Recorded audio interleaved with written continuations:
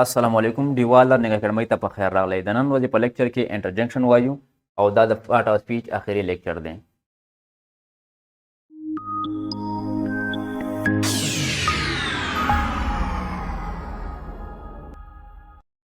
انټرجنکشن ته په اردو کې حرف پجای او په پښتو کې تعجب توری وایي او ډیفینیشن یې داسې کوو چې انټرجنکشن as a word or phrase used to express an emotion or sudden feeling or to get someone attention. انټرجنکشن په جمله کې هغه لفظ ته وایي کوم چې احساسات او جذبات ښکاره کوي او یا د چا توجه راګرځول غواړي. لکه د مثال په تور باندې واو that is an amazing scene. په دې جمله کې انټرجنکشن واو د څه کار کړی په دې جمله کې یو جذبات یا ایموشن یو ځای کړی دی چې ډېره ښکلی منظر دی.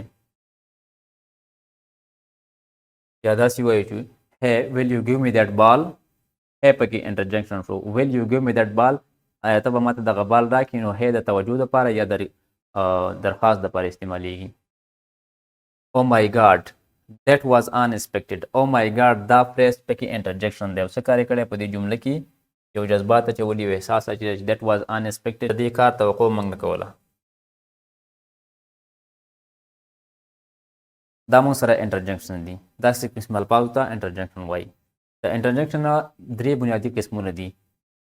نمبر 1 relative interjection, number 2 emotive interjection, number 3 cognitive interjection. دا درې بنیادي قسمونه دي د انټرجکشن. relative interjection څه ته وایي؟ relative interjection is used to give a command or make a request. کله چې په جمله کې موږ چاته حکم کول غواړو او یا درخواست کول غواړو نو relative interjection استعمالوو. لکه د مثال په تور باندې we have to keep it quiet. دا شل لپس چې دلته دی دا پکې relative interjection دی. we have to keep it quiet. او چپ که دا خاموش پرېږده. quiet خاموش ته وایي. یو quiet دی کافي. quiet کافي پوره ته وایي او یو دی quit ختمولو ته وایي. hurry we are going to be late for the school. hurry لفظ پکې interjection شو او څه کار یې وکړو we are going to be late for the school. د یو کس ته حکم وکړو یا درخواست وکړو چې په موږ باندې د سکول نه وخته کېږي جلدي وکړه. stop you are going to the wrong way. یو کس ته تاسې وایي چې stop you are going to the wrong way بس که ته غلط لګې نو stop لفظ چې دلته دی دا پکې انټرجکشن شو. او کوم ټایپ انټرجکشن شو؟ relative انټرجکشن شو. hey can you help me with this.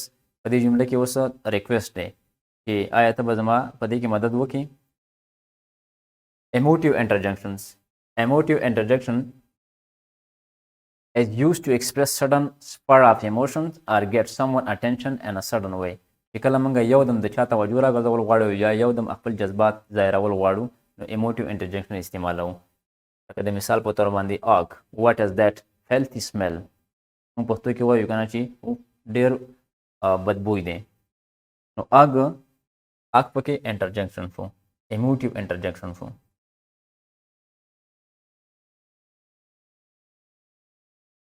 ouch you step on my foot. ouch پکې انټرجکشن شو او څه کار یې وکړو په دې جمله کې یو احساس واچوو چې تا ما باندې خپه کېښودله. this mango is delicious. this mango is delicious. دا ام ډېر مزیدار دی نو انټرجکشن پکې څه شو؟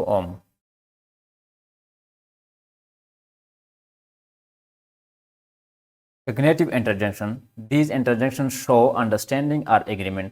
کله چې موږ د چا سره اتفاق ظاهرو او یا په یو شي باندې پوه شو نو موږ cognitive interjection استعمالوو. لکه د مثال په تور باندې now I see why the machine malfunction. وی ما ته اوس پته ولګی چې ماشین ولې کار نه کوي. یا ویم چې I don't know about that. ما ته د دې شي پته نشته.